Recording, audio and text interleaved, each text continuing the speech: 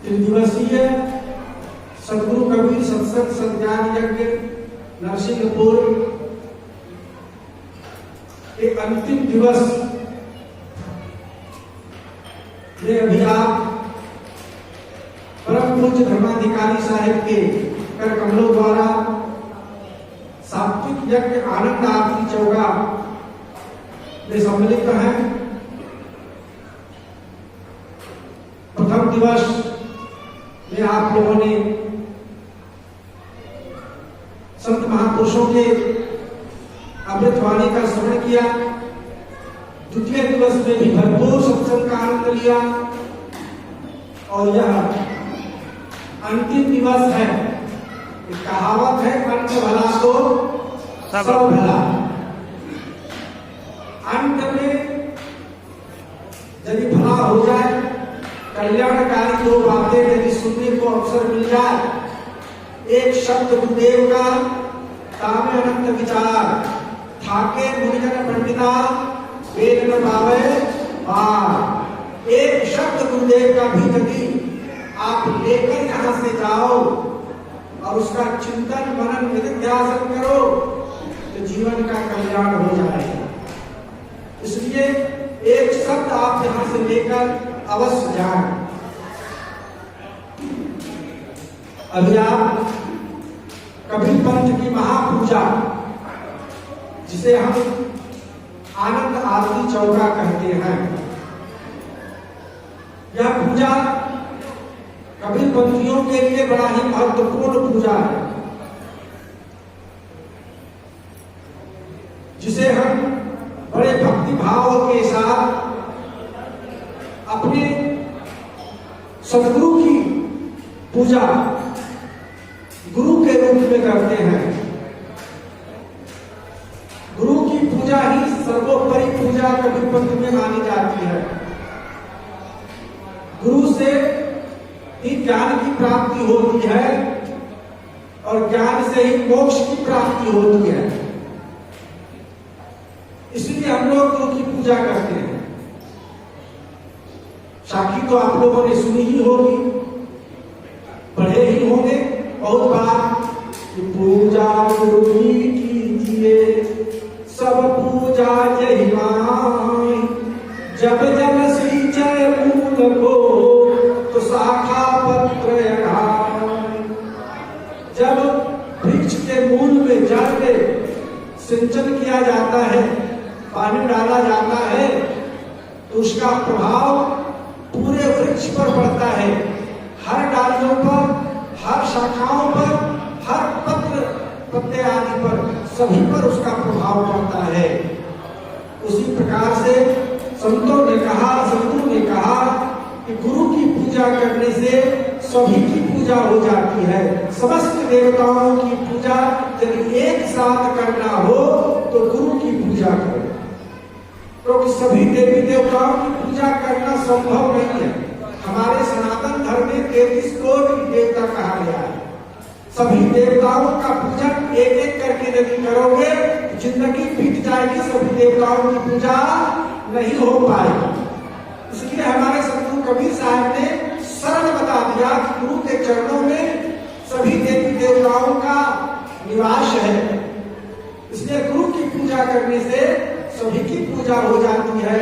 गुरु मूरत गति चंद्रमा सेवक नयन चकोर, पलक पलक निरखत रहूं गुरु मूरत की ओर। गुरु मूर्ति की पूजा करने से हमारा सभी पूजा हो जाता है। आपने एक श्लोक तो रोज पढ़ा होगा, रोज पढ़ते हैं कि वास्तव में ध्यान किसका करना चाहिए, पूजा किसका करना चाहिए।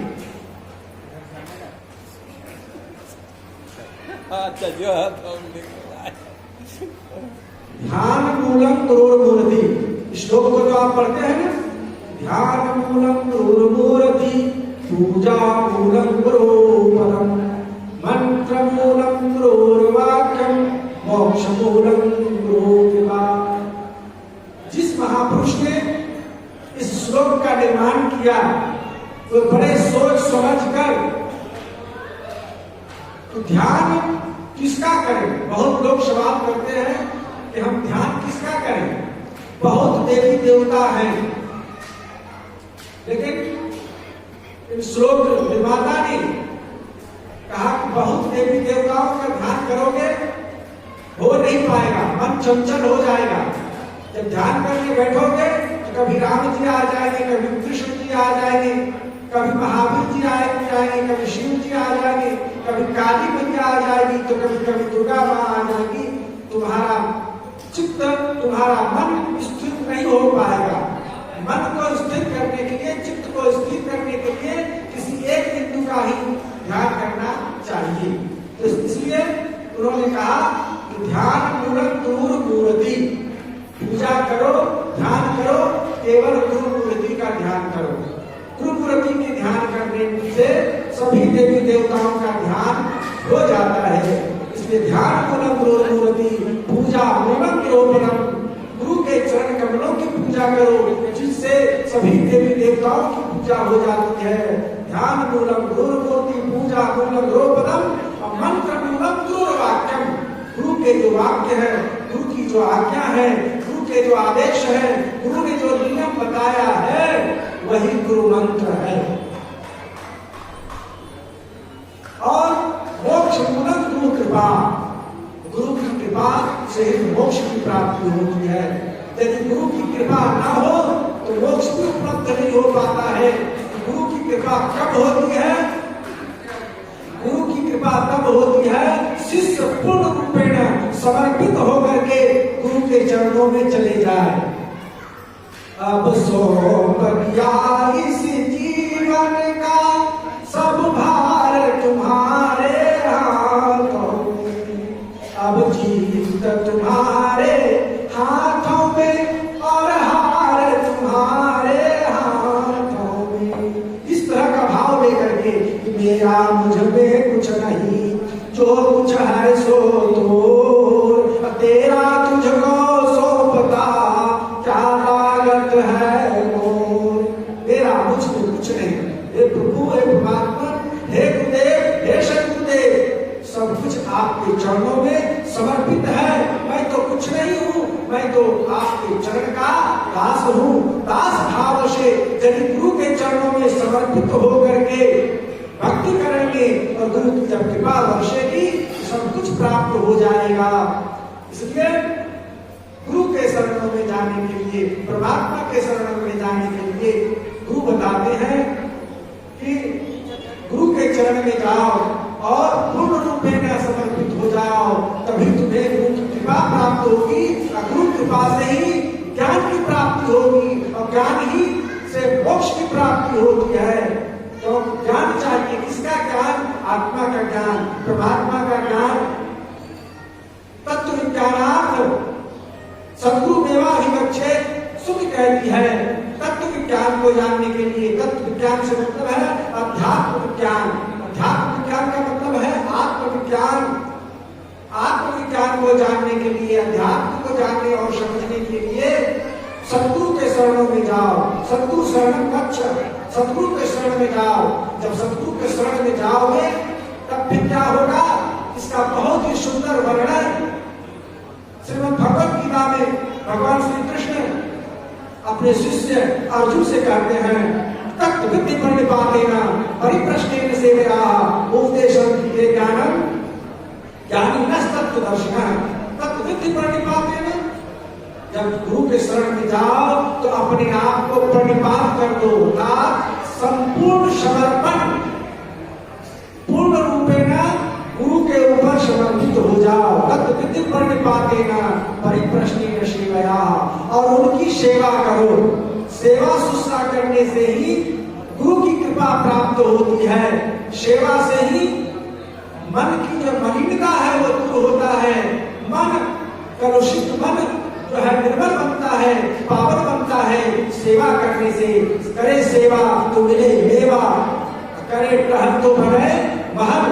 जब सेवा करता है तभी मेवा मिलता है, अच्छा फल मिलता है, मन की मलिनता दूर होती है, अहंकार चूर्ण होता है। इसलिए सेवा, गुरु की सेवा, गुरु की सेवा मुक्ति कीजिए पावे और बहुत हंसा भवजन आवे। आप गुरु महिमा के पाठ में इस लाइन को पढ़ते हो, गुरु की सेवा मुक्ति लीजिए पावे, गुरु की सेवा करने से मुक्ति पाता है। इसलिए गुरु की शरण में जाना बहुत ही जरूरी है। गुरु की शरण लीजिए भाई, जैसे जीव नरक नहीं जाए, गुरु मुख होई परम पद पावे, 84 में बहुने आवे। यदि 84 में पुनः नहीं आना हो तो गुरु की शरण में जाना चाहिए, गुरु की शरण लेना चाहिए। गुरु की शरण में जाने का जो तरीका है, जो नियम है, जो रास्ता है, वह यह आनंद आरती चौका है। सही माने में गुरु के शरण में आने का एक विधि है, एक विधान है। गुरु के शरण में हम कैसे जाएं, तो इस विधि और विधान के साथ इसमें आप अभी देखें तिनका तोड़वाया गया, फिर जो है 5 नाम दिए गए, गले से कंठी दी गई। ये सब विधि है। इन विधि को करने से ही, गुरु के शरण में जाने से ही गति